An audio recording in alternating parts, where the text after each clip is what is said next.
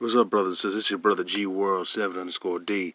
I've shown to you this book before by Alan J. Z. Shabazz, but I'm gonna pick something out here again in this book. And I'm gonna go to chapter 5. I'm gonna read some things out of chapter 5. Here we go. And I'm gonna show you right here. America was a government of black people first, before Eskimos and Europeans arrived in America. All right. The first black government in America was the Pangean blacks. I'm not going to say it like that, but Pangean blacks who came with the land of America when African and America divided around 40,000 BC. Then the other blacks that joined America were the Australoids of 2500 BC and the Asiatic blacks of 1500 BC. Then in 1500 BC came the black Egyptian Olmecs who built the pyramids of North and South America. And in 1312 AD, the African Moors of Mali, West Africa, came to America. All right. The black Olmecs had a sophisticated government in North and South America that was foundation of the Inca, the Mayans, and Aztecs. The focus is about the American government started by the African Moors about 1312 AD, which was 180 years before Columbus came to America. The influence of the African Moors in America lasted to 1774. And then the Moorish Empire in America was overthrown in 1774, the same as it was overthrown in Spain in 1492. The Europeans changed the American government, controlled by blacks, to a white-controlled government based on white supremacy. Many of the people that the Europeans called Indians were in reality ancient tribes of native Aboriginal blacks that the yellow Mongoloids, Eskimos, mixed with. And interbreeding between the Aboriginal black natives with the immigrant Mongoloids created a new race of people that Columbus called Indians. This is why, he mentions Elijah Muhammad always include Indians as part of the population of blacks. Well, that's why I'm going to disagree with that in aspect. But the mother of the Honorable Elijah Muhammad was a Cherokee Indian. Cherokee Indians were one of the 40 Muslim tribes of the African Mandinga Moors. When the African Mandinga Moors came to America about 1312 AD, they converted into Muslims, about 40 tribes of more than a million so-called Indians. Now, I've mentioned before that there was Muslims here in ancient America. People could sit there and say there were no Muslims here. That's a lie. There were Muslims here in ancient America. You had Hebrews, you had Muslims. They were all here in ancient America. Now, not all tribes were, quote, Muslims, but you had Islam in ancient America. That's not enough for debate. I don't know why people sit there and try to say that Islam wasn't here in ancient America, because it was. All right. In early America, before the arrival of Columbus, many of the people in America were a mixture of black natives and yellow Mongoloids. And Columbus and the Europeans called such people Indians. Okay. The African Moors and tribes of Moorish Indians of early America had the greatest influence over the tribes of America. I'm not going to say I totally agree with that, but here we go. In the 1700s, the European colonists began to overpower some African and Indian Moors and forced them to renounce their Moorish and Muslim identity under the slave codes. The black control of America is found in the African Moorish Indian history of the continental United States, the Iroquois League of Nations, and in the history of the free blacks who were a part of the Continental Congress. But the racist Europeans who wrote American history omitted the African Moors and native Aboriginal blacks, and they only discussed so-called Indian history through blacks who were never here in America, except they came as slaves. And I say this over and over again, man. Majority of black Americans are not descendants from West African slaves. They're descendants of Aboriginal blacks here, as well as black Europeans who expelled from Europe or who was coming back and forth to Europe before being expelled. Majority of our people were already here or they came from Europe. They did not come from no West African slaves. Some of you got to really do your research to understand that. There's some things I disagree with him, but I'm reading this so you can get an idea is that the fact this has been known. This is old information. The Moors blacks were Aboriginal natives, were also joined by Moors blacks who were integrated as freemen and as indentured servants. There were many free black Moors in America that were the founding fathers of America along with the white founding fathers. And they were Dr. Lucas Santani, Prince Saunders, Benjamin Banneker, Crispus Attucks, Richard Allen, Prince Hall, Lee Lemuel Hayes, John Hanson, a black president of the U.S. before George Washington, to name a few. And they were a part of Moore's family who were here in America before the transatlantic slave trade. I want to say this before I go on. There's some Negroes who said John Hanson didn't exist. He wasn't black. You had a huge black Moorish presence here in America, especially over in what you call the Mid-Atlantic regions. you had a huge black Moorish presence, and you obviously had the Aboriginal blacks there who they mixed in with many of those blacks. And then a lot of the blacks here used to, what you can say, lease out land for them to come and use. Man, this information is so much as information is there, but you're going to have to study it. And it frustrates me that so many black folks continue to give you this goofy narrative that they were just brought over in a ship. That's not true. I'm going to keep going on. All right? Keep going on. White historians in many cases changed the names of early blacks in Moorish Spain and in early America to make you think they were not Muslims. So the above mentioned names could be English versions of Muslims' names. Okay, now he goes on. He has this quote. King Alfonso, coordinated in 1252, eagerly patronized the translation of scientific, recreational, and philosophical texts, which had been written by African, Arab, and Persian Muslims. He recognized the usefulness of more scholarship of lifting the backward nations of Catholic Europe. The European translator ultimately acquired a reputation as a brilliant scholar as a result of his familiarity with the works of Moorish and Arab scholars. Okay. And then he goes on to talking about, I'm going to skip on. He says, the American Washita Moors, native of Louisiana, was changed to Washington, and the Tunic Moors' name was changed to Turner. Washita means black ones, and the Washita were black prehistoric inhabitants of America, along with many other black prehistoric tribes in America that Columbus and Europeans called Indians. I have numerous books dealing with the Washita Moors, who were indigenous here in America. And then when I was going, these were black people in America before any other race came to America, and they were falsely labeled Indians by the Europeans to separate them from their African family in the East. Many names we read in America and world history were Moorish or African names falsely translated to English versions. All right.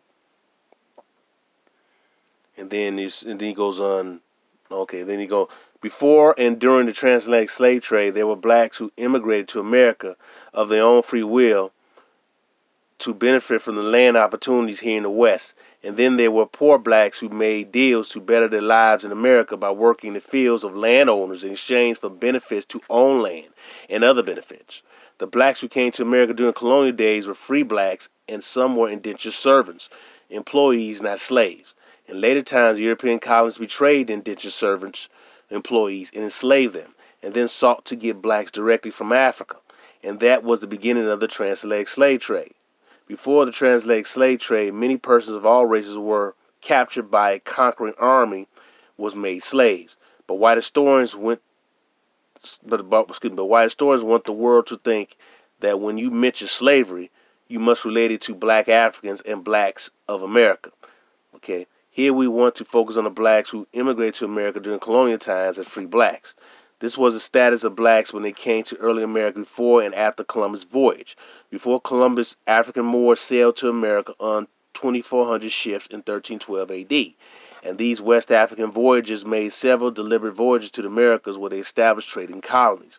The voyagers and the settlers can both be identified as Islamatized Mandinga merchants who introduced the African gold and cotton trade to the Americas. Both tribal and place names can be identified as Mandinga. All right. And then he goes on, because I'm skipping through a lot of this stuff. He goes on to say, I am not the first person to suggest that there were Africans in America before Columbus, nor was Jose Melgar, Leo Weiner, Alexander von Wutenthal, Harold Lawrence, or Rafinik Jesberhoy. Columbus himself was the first person to suggest it. He says in his journal of the second voyage, and this is quoted in many places, not just in his journal, that when he was in Haiti, which was called Espanola. The Native Americans said that black-skinned people had come from the south and southeast in boats, trading in gold-tipped metal spears. There are at least a dozen European explorers of the Columbus contact period who, within the first 50 years or so of the European encounter, saw black Africans among the Native Americans. Alonzo Ponce had reported on blacks landing on the American coast in pre-Spanish times. Ponce used the term Moors here as a deliberate racial reference. He speaks of a boatload of Moors who landed off of Comanche in pre-Columbian Mexico and terrorized the natives. All right. Apart from 3,000 years of shipping on the Nile, Africans did not just sail on lakes and rivers. They had ocean-going crafts. We have found, in fact, 3 powerful currents in the Atlantic, which take you automatically, irresistibly, into the Americas unless you have engines to break the almost magnetic pull of the waters. Africans was not a boatless people. The Chinese report Africans transshipped an elephant to the court of China 200 years before Columbus. All right, you cannot ship elephants to China in a dugout. Now, I've said that before. All right. These brothers and sisters had wooden ships who sailed around the world, and brothers and sisters would not only sell it from Africa, but they'll sell it from here to Africa. This is my somewhat disagreement with him, but that's fine. But the Aboriginal Native blacks, and he used the term Pangea, Australoid, Asiatic blacks, and Olmec tribes, because there's very different blacks here in Atlantis or Aztec land. The African and Indian Moorish Muslim tribes, the free Moorish blacks, and indentured servants, employees. These were the groups of blacks in America before the start of the transatlantic slave trade. The groups mentioned are the groups of blacks that the white historians omit from history books of America, and such white historians trained the world that blacks came to America only as slaves, and that blacks were not in America except that they came as slaves of Europeans. Such false history by white historians is one of the greatest lies of black history and world history. All right, here's something else to put in here. The Moors of Delaware assert that they came to America prior to the Revolution and are descendants of the Moors that were expelled from Spain. All right. He goes, Dutch traders carried a few Africans to the Chesapeake beginning in 1619. In the first half of the 17th century, only a few Africans, not all of them slaves, arrived in Chesapeake. By 1650, only about 300 blacks lived in Virginia, comprising just a tiny fraction of the population. All right. Then he goes on even further. He talks about, he wants to show that although many blacks were here in America before the Europeans, like the Pangea blacks, the Australoid blacks, the Asiatic blacks, the Olmec blacks, and the Moorish blacks, and these groups were among those called Indians by the Europeans. However, I use the above quotes to show how blacks immigrated to the United States during the 1500s and 1600s as non-slaves and were a free population before slavery. All right. He goes, according to Benjamin Quarles, in 1790, non-slave Negroes numbered 59,557. And in 1860, non-slave Negroes numbered 488,070 in America, and 257,787 non-slave Negroes were to be found in the South in 1860 at the beginning of the Civil War. All right. Why did English settlers in North America and the Caribbean islands begin to enslave Africans around the middle of the 17th century? You know, and I'm going to skip that part. I'm going to go even further down here.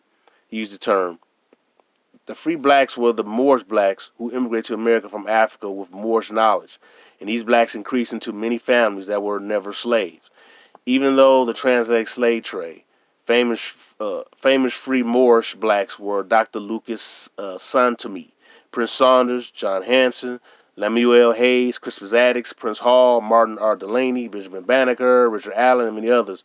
Their children were born free during slavery, and their children increased into generations of free blacks during slavery, mentioned by Benjamin Quarles. These were the Moorish blacks that were on the colonial side of America alongside white Americans in early America. These blacks played a key role in forming of America alongside of the European so-called founding fathers. All right. And I'm going to really stop there because my main emphasis was to read that where I have some things I disagree with him on, but he talked about the very different blacks that were here. I've always stated that you had numerous of black people that were here. You know, black people come from other lands, as well as black people here shipping and spreading their knowledge from here to other lands.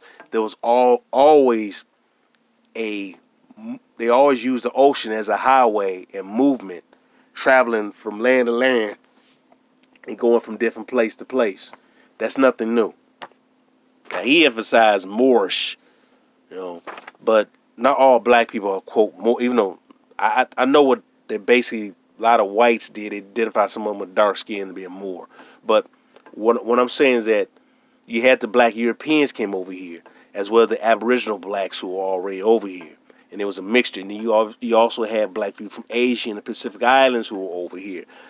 I've constantly said it was a constant movement and a shift of our people traveling globally.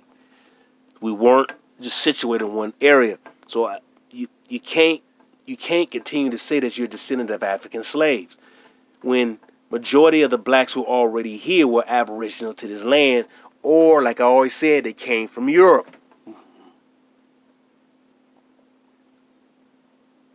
This is old news. This is nothing new.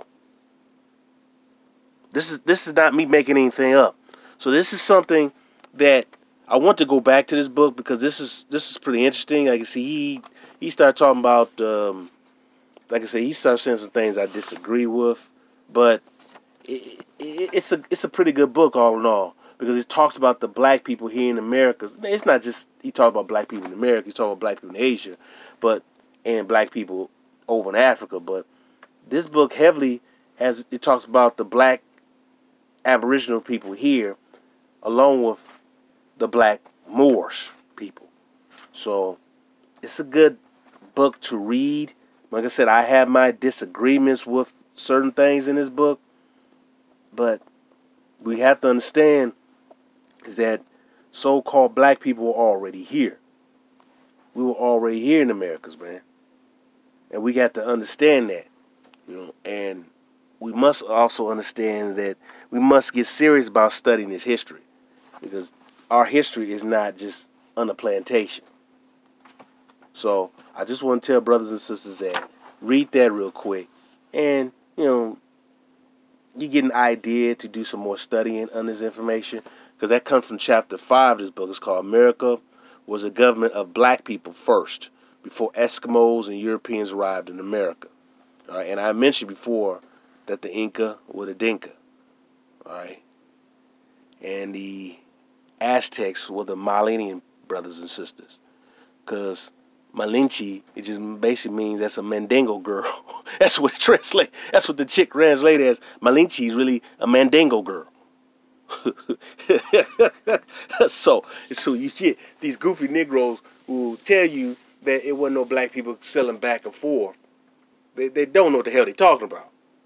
They just don't, man. And it's just hilariously funny that I see this information, maybe because I study this all the time, but this information is in your face, man. And so we're going to have to really put the pieces together and to reclaim our full history, and just stop saying that you're a slave from Africa, because you're not. You really aren't. You are descendant of the Aboriginal blacks that were here. And when you tell certain Negroes this, oh, you're ashamed to be this and that. No. We're reclaiming our true history. Every single black Aboriginal American needs to do this. Reclaim your true history. Reclaim who you really are. Know who you really are. Take pride in who you really are. Because these white folks don't want you to know your true history. They want you to see yourself as a foreigner in your homeland. This is your homeland. But they want to make you a foreigner in your damn homeland. And you can't have that, man. Once you start studying this stuff and you start knowing this stuff and start picking up on the history of this stuff, you'll realize that so many different type of black people, like I said, was here in America.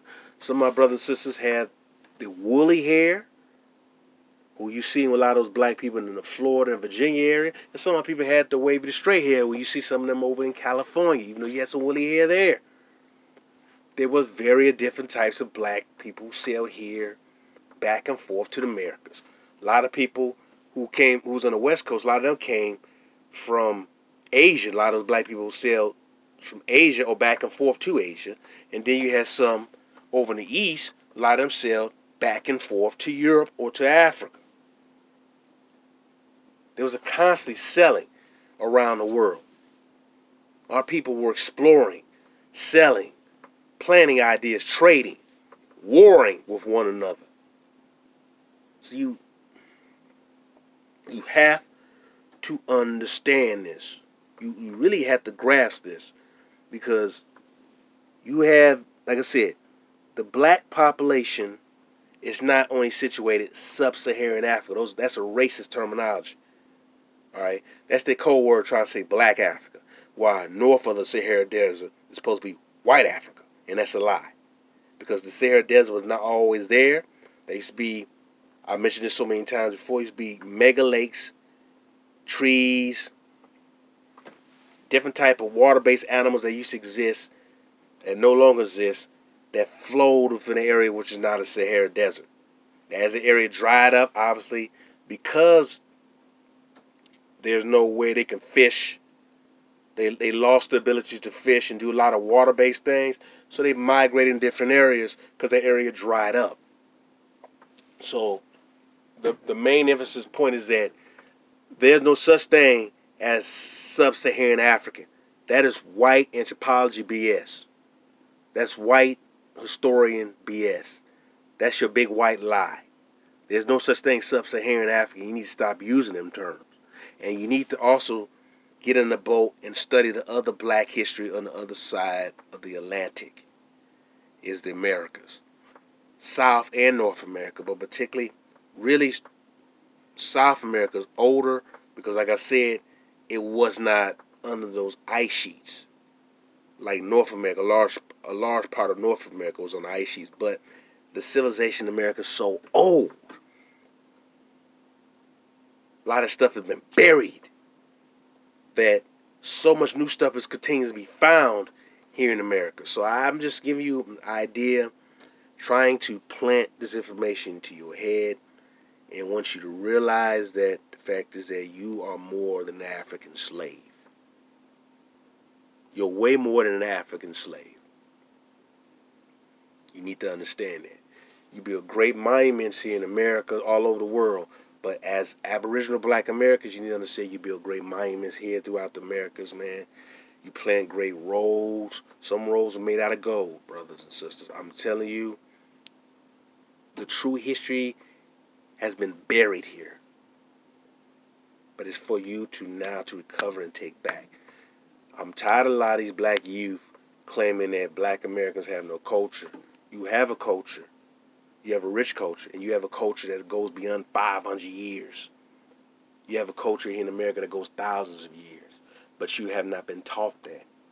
You've been taught that you were a slave from Africa. You've been taught that you have white European names, which is a lie. These English names come from the black nobility from Europe, the black Moors from Europe. These are not white names. Learning your true history. These white folks have stolen everything. They've stolen our identity, like these so-called white Cherokees. The original Cherokees were Negroes.